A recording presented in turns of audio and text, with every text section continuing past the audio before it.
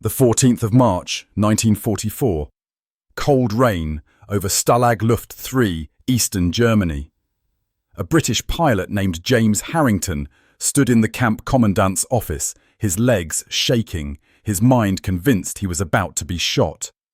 He had been caught trying to escape 3 times. The Geneva Convention said nothing about a 4th attempt. But when the door opened behind him, something strange happened. No guards with rifles, no shouting, just a German doctor carrying a medical bag and speaking softly in broken English. "Please, sit down. We need to talk about your leg." James didn't understand. None of the prisoners did. These were their captors. Why were they treating him like a patient instead of a criminal? That moment would change everything he believed about the enemy, about mercy, and about what survival really costs. Because inside that quiet medical office, the Germans were fighting a different kind of war. Not with bullets, but with something far more dangerous, the truth. And what happened next would force James to question every story he'd been told, every order he'd followed, and whether the real enemy was the one wearing the different uniform or the one giving orders from London. Stay till the end to see how one British pilot's breakdown became one of the most controversial stories of World War II, a story that challenged everything we thought we knew about loyalty, betrayal, and the thin line between them. And don't forget to subscribe, like, and share this video to support our channel and help us tell more forgotten stories of history that deserve to be remembered. It was the 2nd week of February, somewhere over the North Sea. The sky was black and thick with clouds. The smell of aviation fuel and sweat filled the cramped cockpit. James Harrington, a 26-year-old RAF flight lieutenant from Manchester, had been flying bombing missions for 18 months. The Lancaster bomber beneath him vibrated with each burst of flak. His crew was silent, focused, terrified. When the engine exploded, there was no time to think. The plane tilted hard to the right. Fire spread across the wing like liquid orange light. James shouted into the radio, "Bail out! Bail out now!" He counted 4 parachutes against the dark sky. Then he pulled his own ripcord and felt the violent jerk as the silk caught air. The ground came fast. He hit a frozen field somewhere in northern Germany, his ankle twisting hard beneath him. Pain shot up his leg like fire. He lay still for a moment, breathing hard, the smell of burned metal and cold earth filling his nose. Above him, the sky glowed red where his plane had crashed. He had grown up hearing that German soldiers were brutal, that capture meant torture or execution. RAF briefings had warned them never to surrender. So when he heard the dogs barking in the distance, his first thought was simple: run. He tried to stand. The pain in his ankle made him gasp. He fell back into the mud. The dogs grew louder. Voices shouted in German. He reached for the small pistol in his flight jacket, not to fight, but to choose his own end. The irony came fast. The German soldiers who surrounded him didn't shoot. They moved like professionals, calm and efficient, checking for weapons, calling for a medic. One sergeant, his name stitched on his coat, Müller, knelt beside him and said in rough English, "You are lucky. The bone is not broken, I think." James didn't believe it. Not yet. They lifted him onto a stretcher. The smell of wet wool and cigarette smoke filled the air. The engine's diesel roar mixed with the sound of his own breathing. James stared at his hands, still trembling from adrenaline, and realized the war was no longer something he controlled. It was happening to him now. For the first few hours, fear was stronger than pain. He waited for the strike that never came. The Germans searched his pockets, found only a photograph of his wife, a wedding ring, and a folded map, and gave them back to him. He was led into a barn that had been converted into a temporary holding station. Straw on the ground, tin cups of water, no shouting, no rifle barrels pressed against heads. He heard one of the captured airmen whisper, "They're giving us bread." Another replied, "It's a trick. Wait until we get to the camp." That night, a medic came by with a clipboard. He spoke gently, using simple words. He asked James's name, rank, and if he was injured. When James tried to walk, he gasped. The pain from his twisted ankle ran deep through his leg. The medic noticed. He said something to a guard. And moments later, someone brought bandages and a wooden splint. James didn't know it then, but that splint would follow him through the next year. It would become the quiet symbol of everything that confused him about this new reality. Outside, trucks rumbled endlessly toward processing centres. The Germans were capturing hundreds of Allied airmen every month. By early 1944, more than 10,000 British and American pilots were prisoners in German hands. Many were wounded, exhausted, and hungry. Few had ever imagined being treated according to rules. When James was loaded onto a larger convoy the next day, he sat beside other RAF pilots who had also been shot down. One of them muttered, "They'll send us to work camps." Another said, "We'll never see England again." But instead of the harsh treatment he expected, he saw German soldiers handing out metal cups of ersatz coffee and black bread with margarine. The paradox was unbearable. The enemy was feeding them. During the long train ride to Stalag Luft III, James kept staring at the window bars, half waiting for cruelty to begin. But the guards smoked quietly, passed food, and sometimes even looked bored. He heard one German tell another, "They're just boys who followed orders." At night he couldn't sleep. The train swayed with the movement of tracks carrying supplies eastward. He thought of his wife in Manchester, about bombed streets and empty letters. He wondered if she knew he was alive. He prayed quietly, not for rescue, but for understanding. When the train finally reached Silesia, the forest stretched grey and endless. The prisoners were told that under the Geneva Convention of 1929, they would be protected, given food, medical help, and fair treatment. James didn't understand what that meant yet, but he saw order where he expected chaos. On the second morning at the camp, he looked around the compound at the rows of captured airmen, young, tired, silent, and realized the war he had been told to die for had already lost its shape. The world beyond the RAF was not made of monsters. It was made of men who followed rules he had never known existed. But this was only the beginning. The camp reached Stalag Luft III on a cold February morning in 1944. The compound was surrounded by barbed wire and watchtowers, grey wooden barracks stretching in neat rows. Smoke rose from chimneys, and the air smelled of pine and coal. James stood at the gate, his ankle still throbbing, watching as German guards checked papers and counted heads. Behind him, dozens of Allied prisoners stared in silence. Some crossed themselves, others whispered prayers. They had been told many stories about German prison camps, that they were brutal, that prisoners were starved or forced into labour. But as the gates opened, they saw something different. A camp that looked almost orderly. A place where rules seemed to matter. It didn't feel like a death sentence. It felt like a strange kind of limbo. When the prisoners entered, military police directed them toward the processing building. James's boots touched the wooden steps, and the boards creaked under his weight. He expected to be shouted at, maybe beaten, but the guards spoke calmly, using short German words. "Hier entlang, Linie, weitergehen." They didn't yell. They didn't point rifles in their faces. Inside the building, the smell of disinfectant and tobacco filled the air. That smell alone made him dizzy.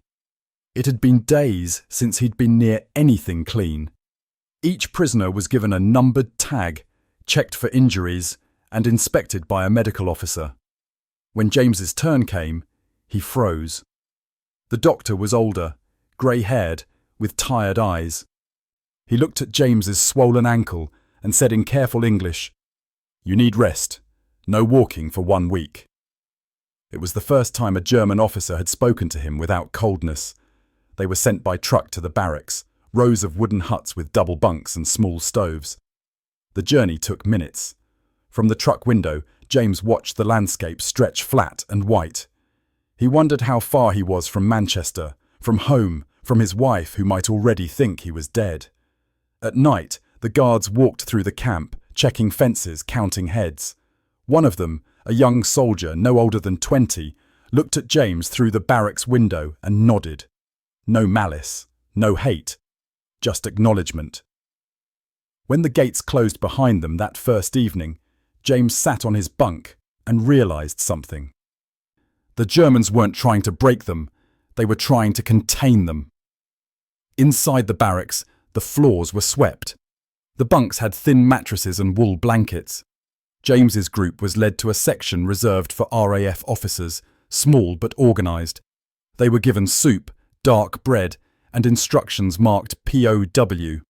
He expected humiliation, maybe forced confessions. Instead, an officer explained the daily schedule. Morning roll call, work assignments, medical checks, lights out. Everything had rules. Everything was written down in camp orders. Even punishments were listed: extra duty, loss of privileges, no beatings. On his first evening, James walked carefully past the barracks toward a small exercise yard. A few prisoners were kicking a makeshift football. One looked up and waved at him. He couldn't wave back yet. The habit of distrust was too strong. That night, he lay awake, listening to the wind outside and the sound of boots on gravel. Every noise made him flinch. He whispered to himself, "Tomorrow they will show their true faces." But morning came, and nothing happened. The guards brought porridge, weak tea, and bread. He saw one German guard joke with a British prisoner about the weather. He saw another writing letters for wounded men who couldn't write. It didn't make sense. Days passed. No torture, no starvation, no cruelty. Instead, he saw men playing cards, attending makeshift classes, and building small furniture for the barracks. He saw order and discipline, things his own commanders had sometimes forgotten.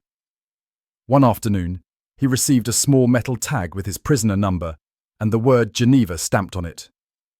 That word began to haunt him. He asked a translator, a German corporal named Weber who spoke perfect English, what it meant. Weber told him, "It means you have rights.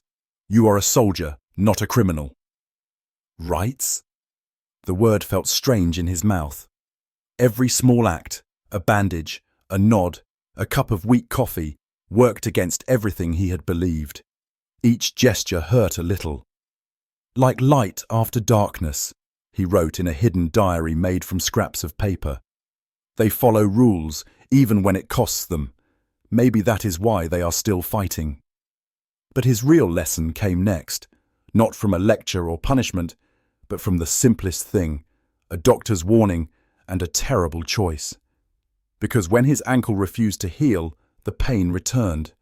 And what they did about that pain would change everything he thought he knew. The pain started again one morning while he was standing for roll call. James shifted his weight and his ankle throbbed like fire. He bit his lip, trying not to cry out. The injury from his landing had never healed properly. He had walked on it too soon, trying to prove he wasn't weak. Now the swelling had returned, red and hot to the touch. A guard noticed his limp. He said, "You should go to the infirmary." The word sounded dangerous to him. In the RAF, injured pilots who couldn't fly were sent to desk jobs and forgotten. But the pain was too sharp to hide, so he followed the guard to a low building near the administration block. Inside, the air smelled of carbolic soap, metal instruments, and something bitter. A nurse, a German woman in a grey uniform, motioned for him to sit. James hesitated, then slowly lowered himself onto the examination table. He gasped when his foot touched the floor. The nurse, her name tag read Kraus, frowned. "You are in pain," she said softly in accented English. "The doctor will see you." James didn't understand all the German around him, but he saw efficiency in her movements. That frightened him more than cruelty would have. He wasn't used to enemies who cared. The doctor arrived, a middle-aged physician named Dr. Richter, with round glasses and steady hands. He asked questions through a translator: how the injury happened, how long it had hurt, if he could walk without pain. When James told him about the landing and the weeks of walking on it anyway, Richter shook his head. "You have damaged the ligaments," he explained. "Without treatment, you may never walk properly again." He ordered X-rays. which shocked James. In England, medical equipment was scarce. Here, even prisoners had access to it. When the images came back, the doctor pointed to shadows on the film. "The ankle joint is compromised," he said. "You need rest, elevation and proper binding. No walking for at least 2 weeks." He handed James a small bottle of aspirin and a clean bandage. "This is all we have now," Richter said quietly. "But it will help." That night, James sat on his bunk staring at the bottle. The paradox was crushing. His own country had sent him to bomb German cities, and now German doctors were trying to save his ability to walk. He whispered to himself, "They heal us while we destroy them." The next morning, Kraus brought him a walking stick, carved from pine and sanded smooth. "To help you move," she said with a small smile. The same simple kindness that had followed him since capture returned stronger this time. When James used it to stand, the pressure eased slightly. He almost wept from relief. Days turned into weeks. His ankle began to heal slowly. The medical staff checked on him regularly, and Kraus always smiled when she changed his bandages. It wasn't just him. Other prisoners received treatment for wounds, infections, even dental problems. The Germans provided care for thousands of Allied POWs during the war. The rules demanded it. Article 15 of the Geneva Convention. He began to see how serious those rules were. Even when supplies ran short, the medical staff shared what little they had. One day, he overheard 2 guards arguing. One said, "Why waste medicine on them?" And the other replied, "Because if we don't follow the rules, we are no better than animals." That argument stayed in his mind longer than any RAF briefing. His fear slowly melted into confusion, then something like respect.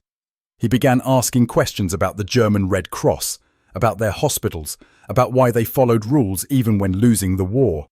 Weber, the translator, told him that in Germany, honor still meant something. "Even in defeat," Weber said, "we keep our principles." That small sentence broke something inside James, a belief he didn't even know he carried. Sometimes at night, he would press his hand to the healing ankle and whisper, "It hurts when I walk, but not from the wound, from the thought that they care more about my leg than my own commanders cared about my life." He began helping in the infirmary after he recovered, carrying supplies, translating for other prisoners, cleaning tables. Working beside Kraus and Richter taught him more than any propaganda film ever had. He saw German medics treating Russian prisoners, French workers, even captured partisans. He saw mercy as a form of discipline, not sentiment. One day, Richter said to him, "War is temporary. Humanity must be permanent." It was simple German, but it hit hard. By the start of summer 1944, James could walk again without pain. His body was healing, but his beliefs were not. Every act of professional care tore away another layer of what he'd been told. He wrote in his diary, "The injury is almost gone, but what they are teaching me still hurts." Soon he would learn that German care came with a purpose, structure, order, even small attempts to educate. That too would surprise him. But for now he sat carefully in the medical building under the grey Silesian sky, wondering what kind of enemy treated you better than your own side ever did. By the time autumn came, James's ankle had healed completely. The leaves on the trees outside the wire turned gold and red. The camp looked less like a prison and more like a strange, isolated village. Every morning at 6, a whistle blew. The prisoners lined up outside the barracks for roll call. Guards counted them quickly, checked names, and then sent them to breakfast. Weak tea, black bread, sometimes margarine or jam. It was never much, but it was regular. For James, the routine of each day was both prison and comfort. Back in England, war had made everything uncertain. Sirens, orders, death. Here, everything followed a schedule. Even the guards seemed bound by their own procedures. Some were kind, others distant. But all of them followed rules written in leather binders stamped Geneva Convention. James learned about those rules one afternoon from Weber. the translator. Weber explained that prisoners had rights, food, shelter, medical care, even letters home. "You are officers," he said, "captured but still soldiers. We treat you as such." That sentence confused James. He had never been called a soldier by an enemy before. After breakfast, the prisoners walked to their assigned areas. Some repaired camp equipment. Others worked in the gardens growing potatoes and cabbage. A few, including James, were assigned to the camp library, organising books and newspapers. For each week of work, they earned small credits that could be exchanged for cigarettes, writing paper, or extra rations in the camp canteen. The first time James received his credits, he didn't know what to do. "This is yours," Weber told him. "You earned it." James stared at the small paper chits in his hand, unable to believe that even prisoners could earn something in a German camp. In the canteen, he saw jars of ersatz honey, soap, and even old magazines. Some prisoners bought chocolate and shared it. For the first time in months, he tasted something sweet. It was such a small thing, yet it felt like freedom. The camp also had rules about respect. No guard was allowed to strike a prisoner without cause. No prisoner could attack another. Disputes were handled by camp officers, not fists. Every Sunday, the whistle didn't blow. It was a rest day. The men washed their clothes, wrote letters, or sat under the trees, talking quietly. Sometimes James would write in his diary. He described the sound of German commands echoing across the yard, the way morning light came through the barracks windows, and the smell of coal smoke from the stoves. He still hated the war, but he was no longer sure who he hated in it. The Germans followed a strange kind of justice, strict but consistent. When one British pilot was caught hoarding Red Cross parcels, he wasn't beaten. Instead, the camp commandant took away his canteen privileges for 2 weeks. The fairness surprised everyone. One prisoner said, "They punish us, but they never try to humiliate us." James began to see how the Germans' power came from order, not cruelty. They didn't shout unless necessary. They didn't threaten unless provoked. They simply enforced discipline like clockwork. It was a quiet kind of authority he had never seen in the RAF. In the evenings, the prisoners returned to the barracks. The guards locked the gates, but never shouted, "Lights out." The men read, played cards, or sang songs about home. One night, a guard named Fisher, a tall man with kind eyes, stood by the doorway listening to their singing. When he smiled, James felt something inside him shift. Fisher said softly, "You all sound like free men." No one answered, but everyone felt it. Later, James asked Weber why the Germans were so careful with procedures. Weber thought for a moment. "Because when this war ends," he said, "we want to be able to say we remained civilized." That line stayed with James for weeks. It explained everything. The medicine, the food, the fairness, the walking stick. As the months passed, the camp became a small society. The prisoners cooked their own meals with Red Cross supplies, grew vegetables in small plots, and even organised lectures on engineering and literature. The guards didn't stop them. They said it kept morale high and prevented escape attempts. One afternoon, James watched the German flag rise over the camp headquarters. The sun caught its black and red colours. And for the first time, he didn't feel hatred, only confusion. What kind of nation built fences but filled them with order? He thought about the people back home, about Manchester under the bombs, about RAF crews dying over Germany. He thought about the stories he'd been told, that Germans were monsters, that they enjoyed cruelty. Would his wife believe him if he wrote that his captors treated him with more dignity than some of his own officers had? Probably not. Maybe he wouldn't have believed it either if he hadn't lived it. That night, he wrote one sentence in his diary. "They keep us behind wire, but they have given me something I never had in the RAF, clarity." Soon that clarity would turn dangerous. Orders would come from Berlin, and with them a terrible choice that would force James to decide what kind of man he really was.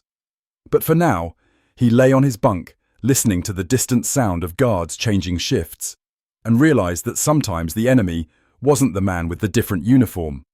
Sometimes it was the system that sent you to die. By late autumn, the Silesian air turned sharp and cold.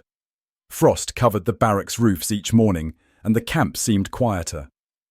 Most of the prisoners had settled into the rhythm of captivity, but inside, their thoughts were never still. They talked less about escape and more about survival. The guards, the medical staff, the translators who somehow made this strange life bearable. James had grown close to Weber, the translator who had first explained the Geneva rules to him. Weber visited the barracks several times a week, delivering mail and helping prisoners write letters home. He always spoke calmly, never condescending, and treated them not like enemies, but like men who had simply been caught in history's machinery. One afternoon, Weber brought a small box filled with donated books. They were worn and old, German novels, some English paperbacks, and even a Bible with notes in the margins. "You can borrow them," Weber said softly. "It helps time pass faster." James picked up a small book of poetry by Rilke. Inside the cover, someone had written in pencil, "For whoever needs quiet in the chaos." That small message hit him harder than he expected. It wasn't propaganda, it was human. Among the guards were also a few German women, mostly nurses and clerks. They were nothing like the cold, efficient officers James had imagined. There were no harsh orders, no cruelty. They wore simple grey uniforms, their hair tied back, and spoke to the prisoners with professional courtesy. One of them, Nurse Kraus, was in charge of the infirmary supplies. She had a firm voice and quick movements, but a compassionate heart. She treated everyone, guard or prisoner, the same way, fair and steady. When a British pilot once refused treatment out of pride, Kraus didn't argue or report him. She simply said, "Suffering is not loyalty, it is waste." That phrase, "suffering is not loyalty," became something of a quiet truth in the camp. Kraus also made small gestures that changed everything. She ensured that wounded prisoners received proper bandages, and she organised extra blankets before winter. None of this was required by camp regulations, but she did it anyway because dignity, she said, is not negotiable. James noticed how the female staff talked to each other. They shared tea, helped carry heavy boxes, complained about the cold. There was no rigid hierarchy in their conversations. To James, it looked like equality, not just professional, but personal. In England, women were praised for supporting the war effort. Here, women gave orders, and men obeyed without question. One day, Weber sat with James by the fence during a break. The air smelled of pine needles and distant smoke. James finally asked, "Why do you help us? We bomb your cities every night." Weber smiled gently. "My brother was captured in North Africa," he said. "I hope someone treats him the way I treat you." That answer silenced James. For the first time, he saw war not as allies versus Axis, but as people trying to survive orders they didn't choose. The camp slowly became a strange bridge between two worlds. The British learned German phrases. The guards practiced English words. When a blizzard hit that December, prisoners and guards worked together to clear paths and reinforce roofs. One night, Dr. Richter even invited a few prisoners to the medical building to help prepare bandages. The smell filled the camp, warm, medicinal, almost like purpose. When they worked, everyone sat together for a few minutes. No one spoke about sides or nations, just people cold and tired, working toward the same goal. James thought of his father's workshop in Manchester before the war, when everything smelled of wood and oil and safety. But kindness brought confusion too.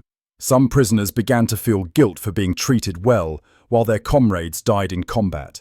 They whispered, "Do they treat us well so we'll forget who we are?" Others said, "Maybe they're just following orders like we did." Still, even those doubts couldn't erase the truth. The Germans didn't perform kindness for show. They lived it quietly every day. James once overheard Richter telling a young guard, "Never forget, they are prisoners of war, not prisoners of cruelty." That sentence, spoken casually, shook James deeply. It was as if the line between barbarism and civilization was that simple, a choice made daily, not a banner you served. As Christmas approached, the camp organized a small concert. The prisoners sang carols in English, and the guards listened respectfully. Then, to everyone's surprise, Weber and Fischer joined in with Silent Night in German. For a few minutes, the entire camp sang in two languages, one melody under a sky full of cold stars. When the song ended, no one spoke. The wire, the war, the pain, all still there, but thinner somehow, as if music itself had softened the edges. That night, James wrote in his diary, "They say the enemy teaches you who you are. I think they are teaching me who I could be." But soon, new orders would arrive from Berlin. Orders that would test everything James thought he understood.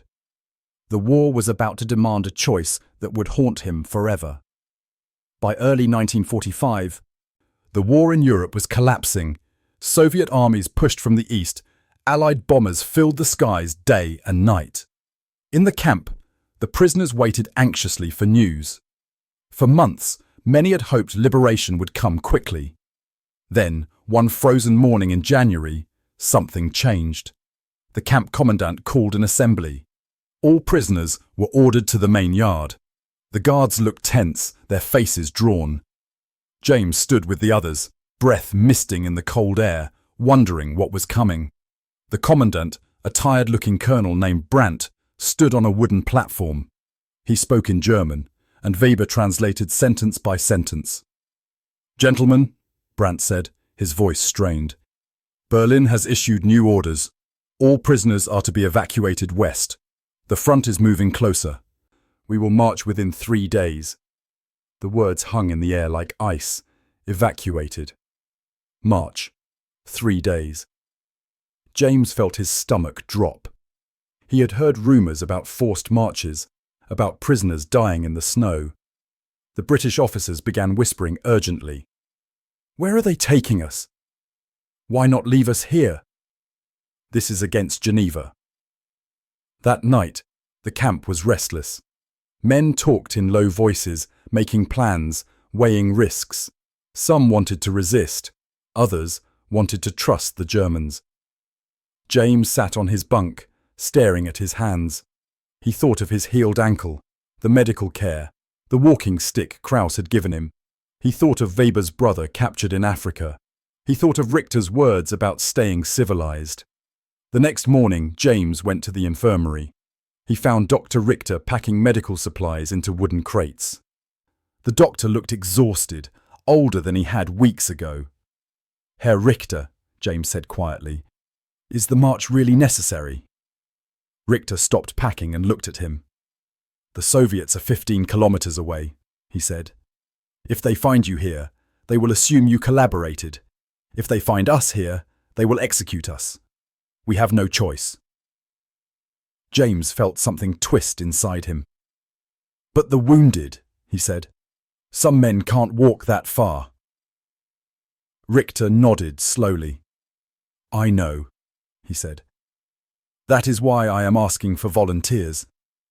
Prisoners who can help carry supplies, support the injured. If we work together, more will survive." James stared at him. The doctor was asking prisoners to help guards, to work together, to choose survival over sides. That night, James couldn't sleep. He thought about England, about loyalty, about what his commanders would say if they knew he was considering helping the Germans. But he also thought about the men in the infirmary, British pilots with broken legs and infected wounds, men who would die in the snow without help. The next day, James made his choice. He volunteered. So did 12 other prisoners. Weber shook his hand and said quietly, "Thank you." When the march began 3 days later, it was chaos. Over 2,000 prisoners, 200 guards, wagons of supplies, all moving west through snow and mud. The cold was brutal. The roads were crowded with refugees, retreating German soldiers and broken equipment. James walked near the front, carrying a bag of bandages and helping wounded prisoners keep pace.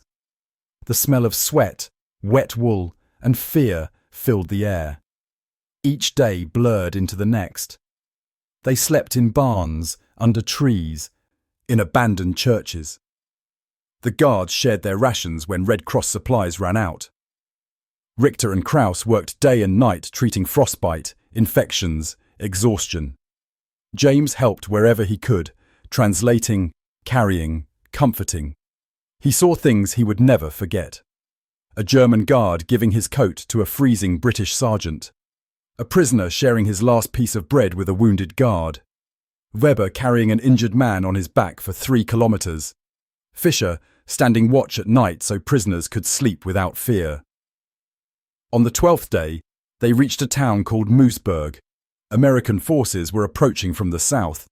The guards could have abandoned the prisoners, disappeared into the countryside, saved themselves. Instead, they waited. They kept order. They protected the camp until American tanks arrived. When the Americans came, the prisoners cheered. Liberation, finally. But when James saw the German guards lined up to surrender, he felt something break inside him.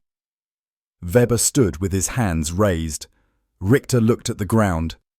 Krauss's eyes were wet. These were the people who had saved his life. And now, they would be treated as war criminals. An American officer asked James, "Did they treat you well?" James looked at Weber, at Richter, at the guards who had marched through hell to keep prisoners alive. He thought about the choice he was about to make. What he said next would define the rest of his life. The journey home began on a warm April morning. The war was over. Germany had surrendered. The camps were empty. American trucks carried James and the other liberated prisoners west through devastated countryside. Towns in ruins, roads crowded with displaced people, the smell of smoke and ash everywhere. For many, it was the first time they had seen the ocean since capture. The Atlantic stretched grey and endless. As James stood at the ship's rail, he felt both free and haunted. The Americans had given him safety, food, a clean uniform. But home, what waited there, he wasn't sure he was ready for. Would England welcome him or see him as a man who had helped the enemy? The voyage across the Atlantic took weeks. The sea was calm, but the mood on board was not. Some prisoners celebrated. Others sat in silence, staring at nothing. James spent hours watching the waves, thinking of the faces he had left behind. Weber translating letters, Richter treating wounds in the snow, Krauss handing him a walking stick. They had all become part of his story. Proof that the enemy could be more than a uniform. When the ship finally reached England, the scene was overwhelming. The docks were crowded with families, reporters, military officials. Banners read, "Welcome home, heroes." People cheered, but as James walked down the gangway, his boots heavy on British soil, he felt disconnected. At the processing centre, officers checked their papers. One man looked at James's records and frowned. "You were in Stalag Luft III, the officer said. "The camp where the Great Escape happened." James nodded. "Yes, sir." "Did you participate?" "No, sir. I was in the infirmary at the time." The officer made a note and moved on, but James felt the weight of unasked questions. What did you do there? Why didn't you try harder to escape? Did you collaborate? When James finally reached Manchester, the city barely existed. Streets he had known since childhood were rubble. His childhood home was gone, replaced by a pile of bricks and twisted metal. He found his wife, Margaret, in a shelter run by the church. When they saw each other, they embraced and cried. She touched his face and said, "You're so thin. What did they do to you?" But there was confusion in her eyes too, as if she couldn't understand how someone could come back from captivity looking whole. At night, they shared a small room in a boarding house. Margaret asked him about the camp, about the guards, about how he survived. James tried to explain the medical care, the Geneva rules, the guards who had marched with them through the snow, but every time he mentioned a German by name, she looked uncomfortable. "They were still the enemy," she said quietly. "They still bombed us." James nodded, but he couldn't make her understand that kindness could exist even in war. In the weeks that followed, he tried to rebuild a life. He reported to RAF command for debriefing. The officers asked detailed questions about the camp, about conditions, about escape attempts. When James mentioned that the Germans had followed the Geneva Convention, one officer said, "Lucky you, others weren't so fortunate." James knew that was true. He had heard stories of camps in Poland, of brutality, of murder, but Stalag Luft III had been different, and that difference mattered. Sometimes he visited the riverbank where children played. They were thin, hungry, but alive. Watching them, he thought of the order and discipline he had seen in the camp, the same structure that had kept men alive when chaos would have killed them. He realized that fairness, even in captivity, was a form of resistance against the darkness. But not everyone wanted to hear his story. Many Britons spoke bitterly of the Germans. "They destroyed our cities," one man said. "They killed our sons." James disagreed quietly, but he didn't argue. He had learned that truth doesn't always win through shouting. Sometimes it just waits to be acknowledged. One evening, as he helped unload relief supplies, he saw a Union Jack painted on the crates. For a moment, he froze. The same flag that had flown above his bomber now stood as a symbol of survival. He smiled faintly and whispered to himself, "Maybe freedom begins not with victory, but with how you treat the defeated." Months passed. James never forgot the people he left behind in Germany, or the lessons they taught him. He began writing his memories in a notebook, the same diary he had kept in the camp, now smelling faintly of old paper and regret. He ended one page with a simple line: "I left England as a pilot. I returned as a man who understood the cost of mercy." But even as peace slowly returned, a bigger question waited. What would this new world learn from people like him? Could fairness, order, and compassion truly rebuild what hatred had destroyed? The answer, he would soon learn, would go far beyond his own life into the politics, policies, and future of both nations. The war had ended, but peace was not simple. For James, the real battle began after he came home. Britain was exhausted. Some people were grateful the fighting was over. Others angry at what had been lost, and almost everyone was struggling to survive. Streets were full of rubble and hollow-eyed people. At first, no one wanted to hear stories from prisoners who had been treated fairly. They were called the comfortable ones. People said, "You had shelter, you had food, you didn't suffer like us." James tried to explain that captivity could hurt in ways bombs couldn't, but they didn't understand. How could they? They had lived through the Blitz while he had slept on a bunk with blankets. So he stayed quiet, at least for a while. But as the months passed, new people came into the ruined cities. Allied administrators, reconstruction officers, aid workers. They brought medicine, food supplies, and plans for rebuilding. They didn't come as conquerors now, but as organizers. The same calm discipline James had seen inside Stalag Luft III now spread across Britain itself. He recognized it instantly, the same structure, the same belief that order could heal chaos. When he saw a British officer tell a group of refugees to queue for rations, not fight for them, he felt a strange warmth in his chest. This was the same principle the Germans had used in the camp. Everyone gets something if everyone follows the rules. In those small acts, James saw the same paradox again. The victors who could have imposed martial law instead chose to teach through example. By 1947, James found work as a liaison officer for the War Crimes Commission. It was delicate work, interviewing former prisoners, identifying guards who had committed atrocities. Every day, he sat between two worlds. British survivors seeking justice and German prisoners waiting for judgment. One afternoon during an interview, an older man who'd been held in a different camp said bitterly, "All Germans are guilty. They should all hang." James looked at him and said quietly, "Not all of them. Some followed the rules." The room fell silent. The other officer stared at him. "You're defending them?" "No," James said. "I'm telling the truth." In that moment, he realized how dangerous honesty could be.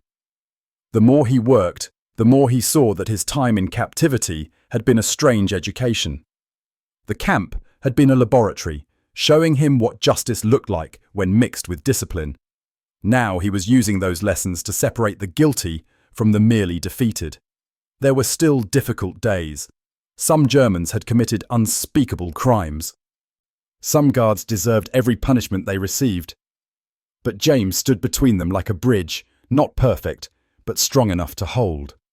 He often remembered Weber, the translator, who once said, "When this war ends, we want to be able to say we remained civilized."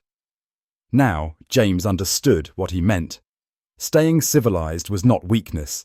It was the hardest kind of strength, the kind that rebuilt nations and healed wounds.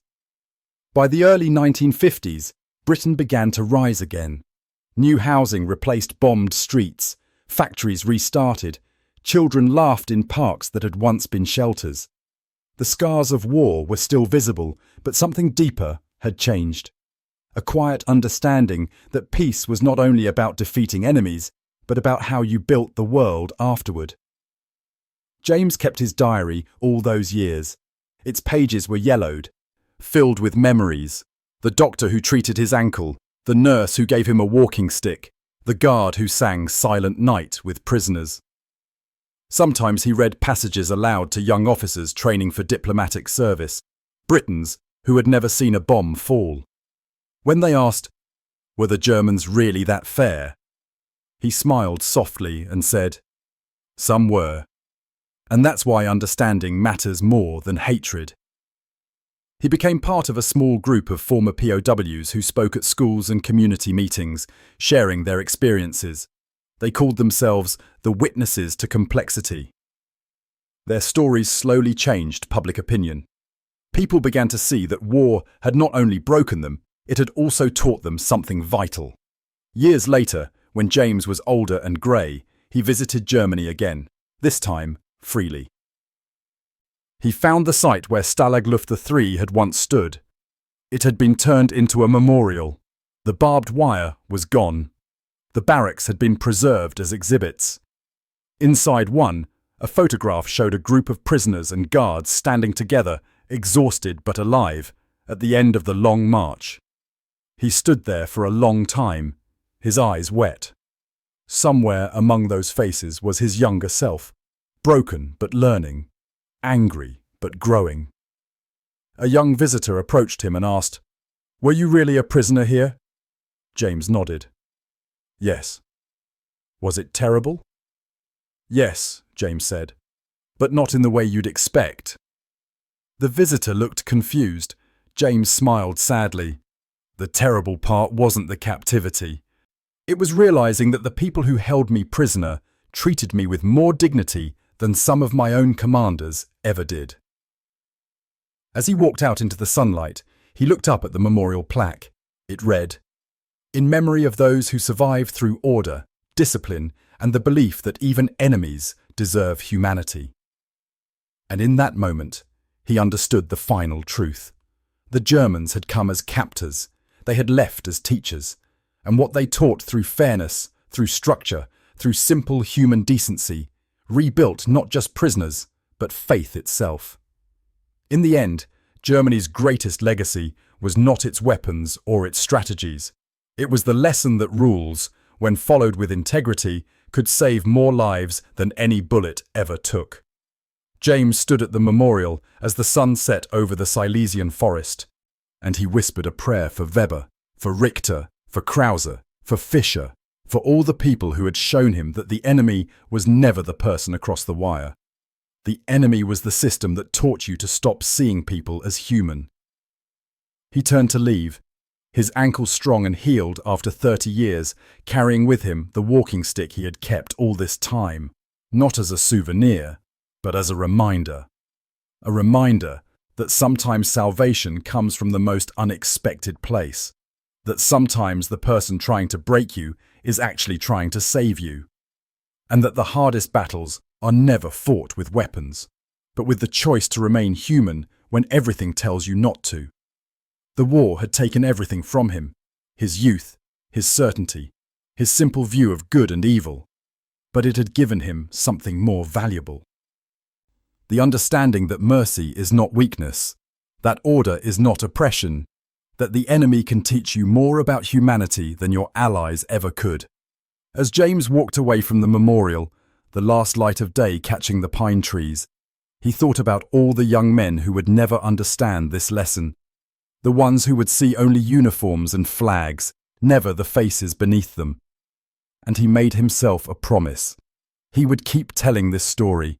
He would keep reminding people that the line between saviour and enemy is thinner than we think, that sometimes the person who captures you is the only one trying to keep you alive, that the real victory is not in defeating your enemy, but in refusing to become one. The walking stick tapped against the ground as he walked, steady and sure. Each step a reminder, each breath a testament.